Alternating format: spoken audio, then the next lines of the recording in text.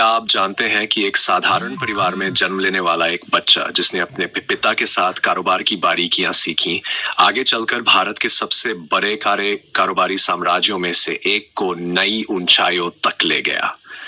आखिर मुकेश अंबानी ने ऐसा क्या किया कि उनकी कंपनी ने पेट्रोलियम से लेकर टेलीकॉम, इंटरनेट और डिजिटल बिजनेस तक अपनी पहचान बना ली? कैसे एक ऐसा व्यक्ति जिसने अपने पिता धीरूभाई अंबानी से कारोबार की सीख ली, उसने रिलायंस को एक नए दौर में पहुंचाया? आज की कहानी सिर्फ एक अमीर व्यक्ति की कहानी नहीं है, बल्कि मेहनत, दूरदृष्टि, जोखिम और सही समय पर बड़ा फैसला लेने की कहानी है। अगर आप जानना चाहते हैं कि मुकेश अंबानी ने भारत के कारोबार की दुनिया में इतना बड़ा मुकाम कैसे हासिल किया, तो इस कहानी को अंत तक जरूर सुनिए। मुकेश धीरूभाई अंबानी का जन्म अप्रैल 20 तेजस को यमन के एडेन शहर में हुआ था, जहां उस समय उनके पिता धीरूभाई अंबानी काम कर रहे थे। मुकेश अंबानी का बचपन किसी अरबपति परिवार के बच्चे की तरह नहीं बीता था। उनके पिता उस समय अपने कारोबार को खड़ा करने के लिए लगातार मेहनत कर रहे थे और परिवार के पास आज जैसी विशाल संपत्ति नहीं थी। धीरूभाई अंबानी ने बहुत छोटे स्तर से कारोबार शुरू किया था और उनका सपना था कि एक दिन उनकी कंपनी भारत की बड़ी कंपनियों में शामिल हो। मुकेश ने बचपन से ही अपने पिता को कारोबार के लिए मेहनत करते हुए, यही अनुभव उनके व्यक्तित्व पर गहरा प्रभाव डालने लगा। जब मुकेश बड़े हुए तो उन्होंने पढ़ाई पर भी पूरा ध्यान दिया। उन्होंने मुंबई के इंस्टीट्यूट ऑफ केमिकल टेक्नोलॉजी से केमिकल इंजीनियरिंग की पढ़ाई की। इसके बाद वो आगे की पढ़ाई के लिए अमेरिका गए और स्टैनफोर्ड यूनिवर्सिटी में एमबीए कार्यक्रम में दाखिला लिया, लेकिन उनका कारोबारी सफर उन्हें वापस भारत ले आया। उनके पिता ने उन्हें परिवार के कारोबार में शामिल होने का अवसर दिया और मुकेश ने रिलायंस के विकास में सक्रिय भूमिका निभानी शुरू की। उस समय रिलायंस तेजी से आगे बढ़ रही थी और कंपनी का मुख्य ध्यान टेक्सटाइल और पेट्रोकेमिकल्स जैसे क्षेत्रों पर था। मुकेश अंबानी ने महसूस किया कि अगर भारत को वैश्विक स्तर पर प्रतिस्पर्धा करनी है तो बड़े पैमाने पर उत्पादन, आधुनिक तकनीक और मजबूत सप्लाई चेन की जरूरत होगी। उन्होंने रिलायंस के पेट्रोकेमिकल कारोबार को विस्तार देने में महत्वपूर्ण भूमिका निभाई। गुजरात के पातालगंगा में पेट्रोकेमिकल प्लांट का विकास रिलायंस के औद्योगिक विस्तार का एक महत्वपूर्ण चरण था।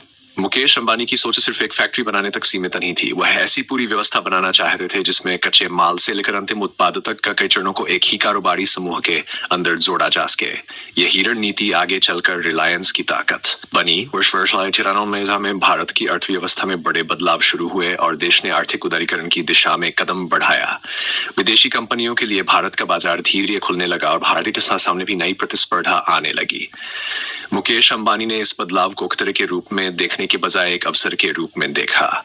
रिलायंस ने बड़े स्तर पर निवेश करना जारी रखा और पेट्रोकेमिकल्स तथा रिफाइनिंग क्षेत्र में अपनी क्षमता बढ़ाई।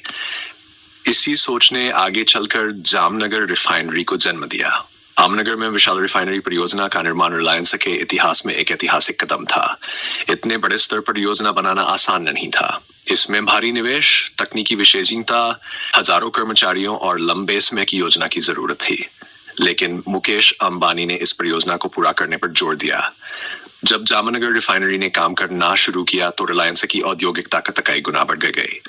जामनगर धीरे धीरे दुनिया के सबसे महत्वपूर्ण रिफाइनिंग केंद्रों में शामिल हो गया। लेकिन मुकेश अंबानी की कहानी की असली खासियत यह है कि उन्होंने केवल पुराने कारोबार पर निर्भर रहने के नए क्षेत्रों में प्रवेश करने का फैसला किया। भारत में मोबाइल फोन और इंटरनेट का इस्तेमाल तेजी से बढ़ रहा था और मुकेश अंबानी ने इस भविष्य को बहुत पहले पहचान लिया। उन्होंने एक ऐसी टेलीकॉम कंपनी बनाने की योजना बनाई जो आम भारतीय को सस्ती कीमत पर तेज इंटरनेट और मोबाइल सेवाएं उपलब्ध करा सके।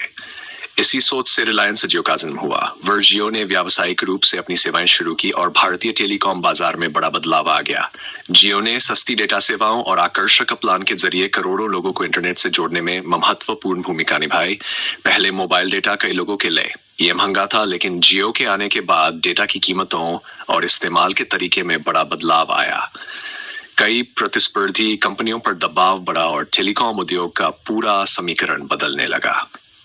जियो की सफलता ने मुकेश अंबानी को सिर्फ तेल और पेट्रोकेमिकल उद्योग के कारोबारी के रूप में नहीं, बल्कि डिजिटल भारत के बड़े खिलाड़ियों में भी स्थापित कर दिया। इसके बाद रिलायंस ने डिजिटल सेवाओं, मनोरंजन, ई कॉमर्स और तकनीक से जुड़े कई क्षेत्रों में अपनी मौजूदगी बढ़ानी शुरू की। मुकेश अंबानी ने यह समझ लिया था कि भविष्य सिर्फ तेल और गैस का नहीं होगा। आने वाले समय में डेटा, इंटरनेट, डिजिटल सेवाएं, कृत्रिम बुद्धिमत्ता और नई ऊर्जा जैसे क्षेत्र बहुत महत्वपूर्ण होंगे।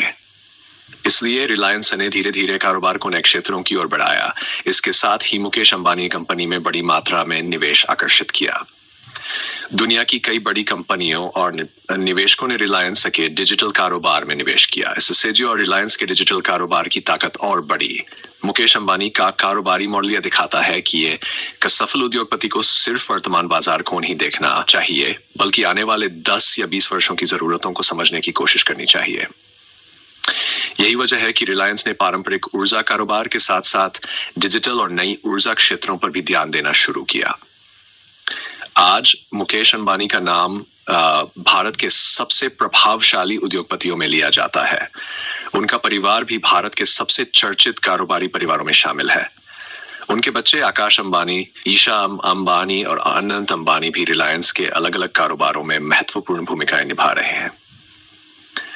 मुकेश अंबानी की कहानी की सबसे बड़ी सीख यह है कि विरासत में मिली कंपनी को संभालना और उसे कई गुना बड़ा बनाना दो अलग अलग बातें हैं।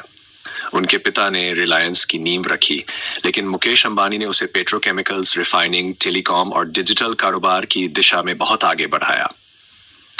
उनकी सफलता में बड़े निवेश, जोखिम उठाने की क्षमता, तकनीक को अपनाने की इच्छा और भविष्य को समझने की कोशिश महत्वपूर्ण रही है। हालांकि हर बड़े कारोबारी की तरह उनके फैसलों को लेकर आलोचनाएं और विवाद भी रहे हैं, लेकिन इसमें कोई संदेह नहीं कि रिलायंस ने भारतीय कारोबार और टेलीकॉम क्षेत्र पर गहरा प्रभाव डाला है। एक समय भारत में इंटरनेट का इस्तेमाल सीमित था, लेकिन जियो के विस्तार के बाद करोड़ों लोगों के हाथ में तेज मोबाइल इंटरनेट पहुंचा। इससे ऑनलाइन शिक्षा, digital payment, social media, video streaming और ऑनलाइन कारोबार को भी बढ़ावा मिला। मुकेश अंबानी का सफर हमें यह बताता है कि सफलता केवल पैसा कमाने से नहीं आती। इसके पीछे लंबी योजना, सही समय पर निवेश, जोखिम लेने का साहस और बदलती दुनिया को समझने की क्षमता भी जरूरी होती है।